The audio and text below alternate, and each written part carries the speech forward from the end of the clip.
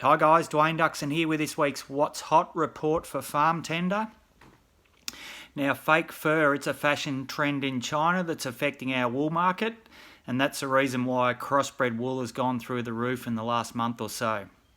Also on the wool front, our clip is forecast to be down 12.7% on last year, and that's the lowest since 1924, believe it or not. Also great to see some rain around. Hopefully people got plenty. Also there's people that missed out, we know that. Hopefully it's their turn next time. So good rain in Tassie, parts of South Australia, parts of Victoria and New South Wales, which will get some grass growing and bring some crops up.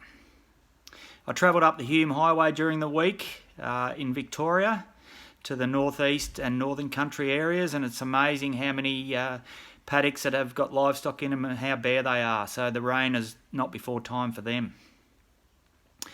Also, the rain should excite the cattle and the sheep market during this week, so keep an eye out for the lift in prices. The Labor government, if they get into office, they've outlined that they're going to ban, in no uncertain terms, the live export market for sheep.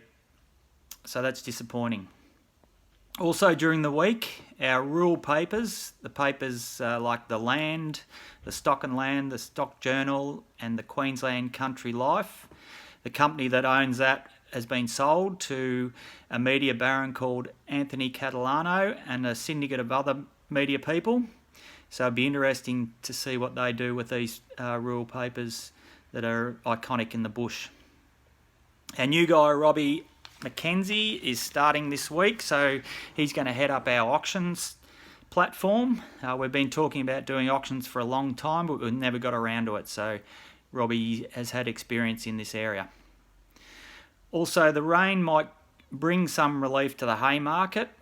As we know, it doesn't rain grass, but the rain is definitely good for the demand and supply of hay, so watch this space. We'll have our hay report out this week.